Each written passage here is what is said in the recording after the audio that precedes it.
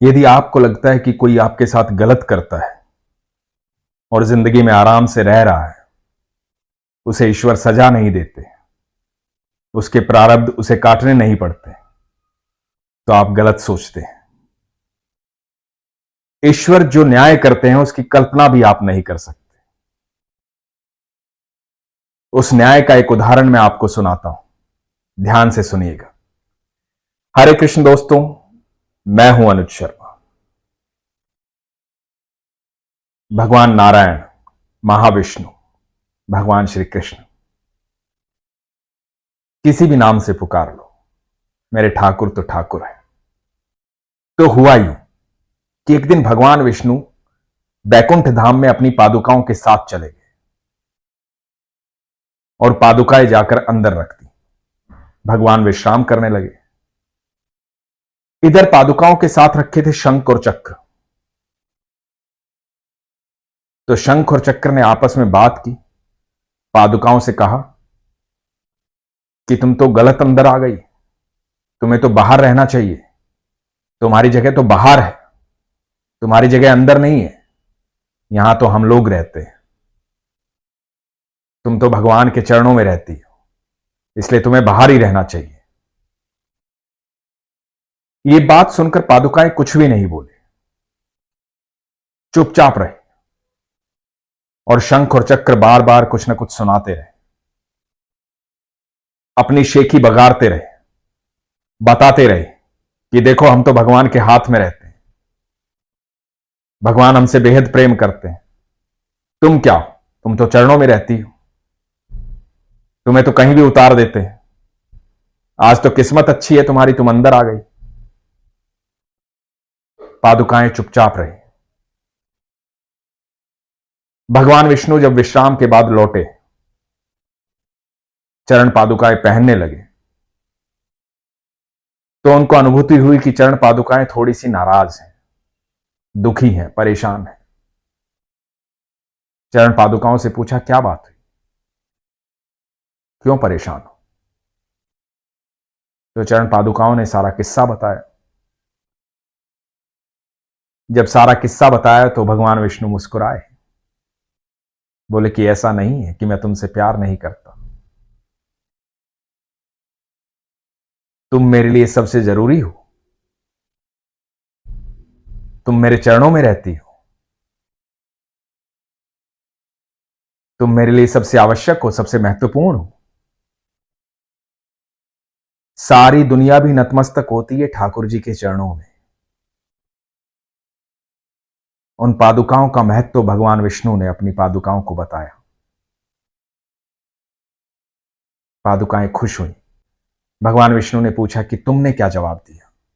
तो पादुकाओं ने कहा कि मैंने कुछ नहीं कहा, मैं बस चुपचाप सुनती रही। और जो कुछ नहीं कहता ना, जो जवाब नहीं देता, उसका जवाब स्वयं विष्णु देते हैं, स्वयं भगवान देते हैं, स्वयं ठाकुर जी देते हैं। इसलिए ठाकुर जी कहते हैं कि तुम्हें कोई कितना भी बुरा कहे, कितना भी गलत कहे, तुम्हारे साथ कितना भी गलत करे, मुझ पर विश्वास रखना, भरोसा रखना, जब तुम जवाब नहीं दोगे तो मैं जवाब दूंगा। तो पादुकाओं ने कोई जवाब नहीं दिया। भगवान विष्णु ने कहा कि कोई बात नहीं, अब जब मैं राम अवतार में धरती पर जाऊंगा तो तुम देखना, यही शंख और चक्र तुम्हें अपने सर पर रखेंगे और ससम्मान तुम्हारी सेवा करेंगे। जब भगवान विष्णु राम अवतार में धरती पर आए तो भरत सुदर्शन चक्र थे और शत्रुघ्न भगवान के शंख थे। जब भरत और शत्रुघ्न भगवान को वापस लेने वन में आए थे तो भगवान ने बताया था कि मैंने वचन दिया है, मैं वापस नहीं लौटूंगा। तो दोनों भाइयों ने भगवान की चरण पादुकाएं मांगी थी और अपने सर पर रखकर अयोध्या वापस ले गए थे।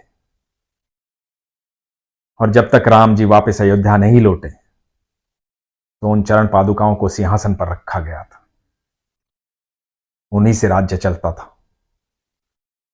ये महिमा है ठाकुर जी की। वो किसी को नहीं बख्शते। जब न्याय की बात आती है तो अपने श्रीअंगों से लगी हर चीज को भी ऐसा जवाब देते हैं, ऐसा जवाब देते हैं कि उसकी कल्पना भी हम नहीं कर सकते। उन्हें हर चीज से बेहद प्रेम है, क्योंकि वो रचयिता हैं, रचनाकार हैं। सारी सृष्टि को उन्होंने रचा है, सारी सृष्टि से प्रेम करते हैं। वो कभी नहीं चाहते कोई भी किसी को भी तकलीफ दे, कोई भी किसी का भी अपमान करे। इसीलिए तो वो कहते हैं वसुदेव कुटुंबकम, पूरी पृथ्वी एक परिवार के समान है। तो इस पूरी पृथ्वी में परिवार के समान रहिए, एक दूसरे से प्यार कीजिए, एक दूसरे का सम्मान कीजिए, एक दूसरे के साथ रहिए।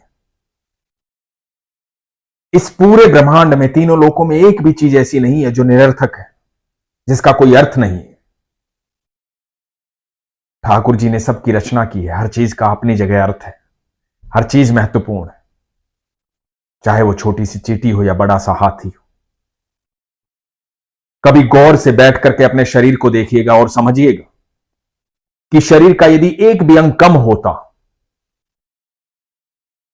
तो आपके कितने कार्य बाधित हो जाते।